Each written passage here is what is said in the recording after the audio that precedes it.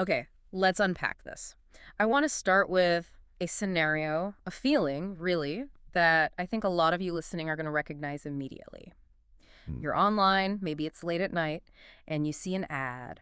It's promising some new way to generate income consulting, e-commerce, you name it. The classic freedom pitch. We've all seen them 1,000 times. Exactly. And for a split second, you're interested. You feel that little spark, but then almost immediately you pull back.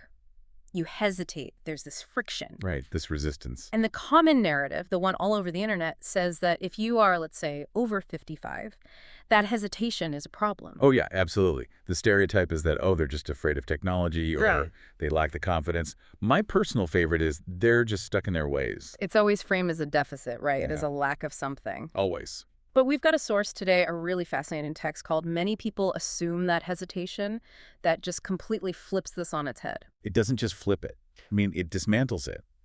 The core argument is that if you're an experienced professional and you feel that hesitation, that isn't your fear talking. Hmm. That is your intelligence. Which is a bold claim. So our mission for this deep dive is to unpack this text and understand why that caution is actually a massive advantage. We're going to look at the economics of opportunity and why that whole hustle culture thing is just wrong for this demographic. And the text gives a specific mental framework, a way to filter opportunities that actually respects your time. It calls it intelligent resistance. I love that term, intelligent resistance. So let's jump into the diagnosis. The source starts by tackling that fear label head on. It does. When the author actually digs in, does that narrative even hold up? Not even a little bit. And this is where we have to be really, precise. The source is explicit. Hmm. These individuals do not struggle with the mechanics. They get the tech, they can learn the skills.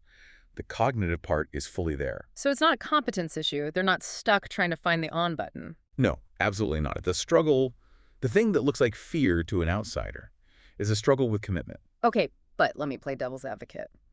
To a 20-year-old marketing guru, struggling to commit sounds exactly like afraid to start. What's the real difference? That is the key question. And it comes down to why you're pausing. When you're younger, you hesitate because you might genuinely doubt your ability. Am I good enough for this? A crisis of confidence. Exactly. But later in life, the source argues you aren't nervous about your ability. You are calculating the cost. Ah, so it's an audit. Precisely. It's a risk assessment. The text calls it advanced pattern recognition. I mean, think about it. You have decades of data in your brain. You've seen trends rise and fall. You've seen can't-miss opportunities implode. Right. So when you see a flashy new offer, your brain isn't freezing. It's cross-referencing. It's checking that promise against 30 or 40 years of lived reality. So while the marketer is screaming, jump, your brain is asking, how deep is the water? And is there actually water in the pool? And who's cleaning the filter? Right. The whole picture. And that leads us into the deepest part of this, which is the economics of opportunity. The source compares the mindset at age 25 versus age 60. This was my favorite part of the reading. It breaks down the currency of your life. When you're 25, your primary currency is just raw energy. You have so much of it, Yeah. and your time feels, infinite. Oh, I remember that feeling. If I wasted 6 months on a project that went nowhere, it was annoying, sure, but it didn't feel like a catastrophe. Because it wasn't. The source explains that for a young person, the cost of being wrong is low. You can just pivot. You recover. In Silicon Valley, they even have a name for it, the fail-fast methodology. Move fast and break things. That's the one. And it's a perfectly rational strategy when you have 40 years of runway ahead of you to clean up the mess you made. But the source points out that the math just completely changes as you mature. The currency shifts. It's not infinite time anymore. It's a highly valuable, very finite resource. So that try 10 things strategy isn't just annoying for someone who's 60. It's a bad strategy. It's reckless. It's just bad management of your resources. The text says, and I love this, you no longer measure an opportunity by what it promises to give you. You measure it by what it might take away if it's wrong. Wow, that's a heavy shift. It's defense versus offense. It is. I mean, think about what you're actually risking. It's not just the money for the course. It's the mental space. It's 6 months of your attention that you could have spent on your family, your health, anything else. The source argues older adults have learned the cost of chasing the wrong explanations. That phrase really lands. The cost of chasing the wrong explanations. It's that exhaustion of going down a rabbit hole and finding it's empty. Exactly. You've been down those rabbit holes before. You know what they smell like. So when you hesitate, you are protecting your focus from all that noise. It's a shield, a protective mechanism. And the marketing world sees that shield and thinks it's a weakness. A total failure of empathy on their part. Well, let's talk about that collision. Because you have this demographic that is highly protective of its time, very analytical, and then you have the standard online marketing machine, Yeah. which is not that. It is the exact opposite. High volume, high urgency, low information. Yeah, the source lists the tactics. Act quickly. Only 3 spots left. The countdown timers. We see this everywhere. And the text explains why this is such a violent mismatch. To a 25-year-old, scarcity triggers motivation. FOMO, fear of missing out, is a real driver. They think, I got to get in before it's too late. But for the experienced person, It triggers resistance. Yeah. And not just like annoyance. It triggers suspicion. The text calls us intelligent resistance. okay, explain that a bit more. What makes it intelligent? Because it's using that pattern recognition we talked about. Yeah. When someone yells, hurry up, at a person who has spent 30 years managing teams or negotiating contracts, that person doesn't think, oh no, I might miss out. No. They think, why are you rushing me? If this is so good, why can't I think about it until tomorrow? What are you hiding? It's the used car salesman dynamic. The harder the push, the more you wonder what's wrong with the car. Precisely. And here's the paradox the source highlights. The online world sees that hesitation and thinks, oh, they're not convinced, I need to push harder. So they add more urgency, bigger timers, more emails. They turn up the volume when they should be changing the channel. And for the sale, that's fatal. The source has this incredible line, pressure confirms doubt. I circled that one too. Pressure confirms doubt. That is such a powerful tool. It's a rule for life, honestly. The argument is that pressure only exists where understanding is missing. If something is truly logical, if it really solves a problem, you don't need to scream about it. You just need to explain it. So if you feel that pressure, the source is saying, trust that feeling. That Yeah. doubt is your brain flagging a gap in the logic. Yes, the mantra here is, if something truly makes sense, it survives the test of patience. If the offer disappears because you took a week to think, it probably wasn't a real opportunity to begin with. That is so liberating. You aren't missing out. You are filtering. But I want to pivot here because the goal isn't just to be cynical. The people listening, they do want to learn new things. Right. They aren't looking for a reason to say no. They're looking for a safe way to say yes. So how do they do that? The source says we need to completely change the question we ask. This is the strategic pivot. Usually, people look at a course and they ask these outcome-based questions. How fast will I make money? Will this replace my income? Which are natural questions, but they're super stressful. They're stressful because you can't control the variables. You can't control the market, the algorithm. It creates this pass-fail anxiety. The source suggests a calmer question, and it is this.